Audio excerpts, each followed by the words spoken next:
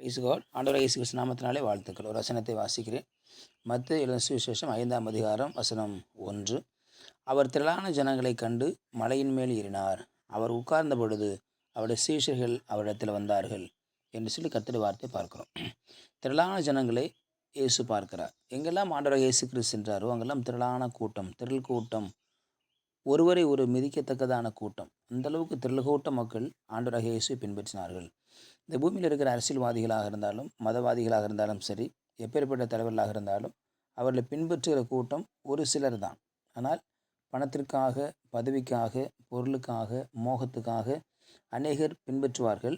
அதுவும் கடைசி வரைக்கும் அவர்களை பின்பற்ற முடியாது. ஆகவே நாட்கள் ஆக ஆக வயதாகிவிட்டால் அந்த கூட்டம் பின்பற்ற கூட்டம் குறைஞ்சிடும். அதேபோல் நாட்கள் ஆகிவிட்டால் பின்பற்ற கூட்டம் குறைஞ்சிடும்.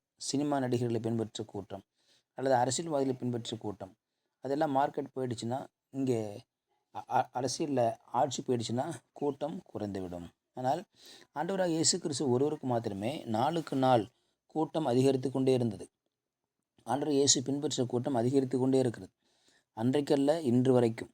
அன்றைக்கு எந்த அளவுக்கு கூட்டம் பெருகினதோ அதே கூட்டம் படிப்படியாக அது விரிவடைந்து தேசங்களுக்கு விரிவடைந்து யூதேயா மற்றும் கலிலேயா, சமாரியா அந்த தேசத்தை விட்டு வெளியே சுவிசேஷம் பரவ ஆரம்பித்தது. தன்னுடைய சீஷர்கள் எல்லோரும் 12 தேசங்களுக்கு கடந்து போனாங்க. அவர்கள் பல தேசங்களுக்கு கடந்து போய் ஊழியத்தை செய்தார்கள். ஆகவே கிறிஸ்தவம் ஒரு நாளும் குன்றி போகிறதல்ல, அது வளர்ச்சி அடைகிறது.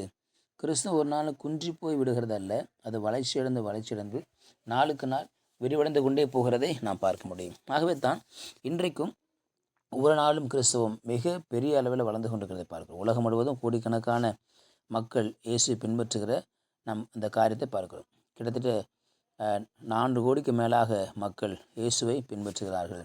ஆகவே ஆண்டவராக இயேசு கிறிஸ்து இன்றைக்கும் அவர் ஜீவனுள்ளவராக இருக்கிறதுனால தான் அந்த கூட்டம் பெறுகிறது. ஒரு மரம் வளர்ந்து கொண்டே இருக்கிறது, பசுமையாக இருக்கிறது என்று சொன்னால் அதற்கு உயிர் இருக்கிறதுன்னு அர்த்தம். ஒரு மரம் காய்ந்து போய்விட்டால் வேர் அது காய்ந்து போய்விட்டது அல்லது வயசாகிவிட்டது என்று அர்த்தம்.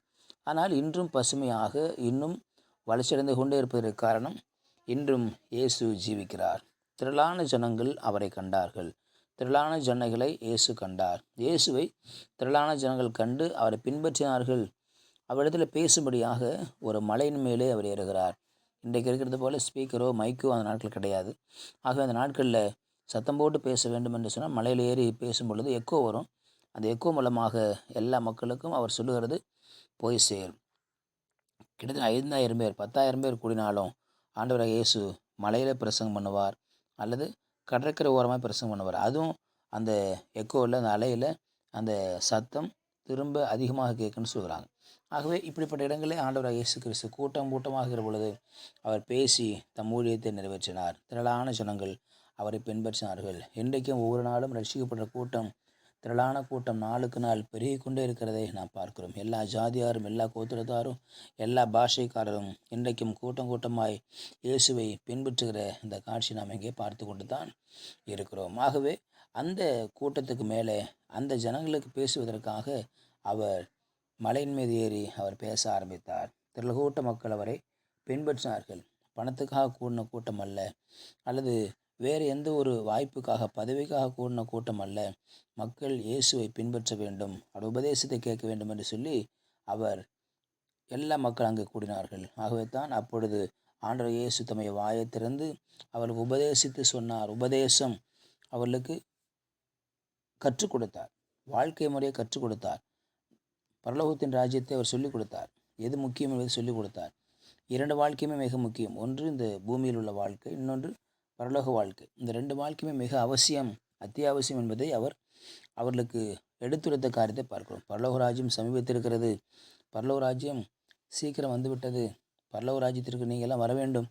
அப்போ மக்கள் நினச்சிட்டு இருந்தாங்க இந்த பூமி ஒரு வாழ்க்கை தான் முடியுதுன்னு சொல்லி. ஆனால் இந்த பூமி ஒரு வாழ்க்கையோடு கூட மனித வாழ்க்கை முடிவதல்ல. இந்த பூமியுடைய வாழ்க்கைக்கு பிறகும் இன்னொரு வாழ்க்கை இருக்கிறது, அதுதான் பரலோக வாழ்க்கை. அதை குறித்து ஆண்டவர் இயேசு மிக திட்டமும் தெளிவுமாக மக்களுக்கு போதித்தார் என்று சொல்லி பார்க்கிறோம். ஆகவே இன்றைக்கும் கிறிஸ்தவர்கள் தேசத்தில் பெருகி கொண்டே இருக்கிறதை நாம் பார்க்க முடிகிறது. கிறிஸ்தவர்கள் தேசத்தில் இன்னும் பலமாக வந்து கொண்டே இருக்கிறதை பார்க்க முடிகிறது. காரணம், அது ஆண்டவரால் இயேசுவால் உருவாக்கப்பட்ட ஒரு மாபெரும் இயக்கம்.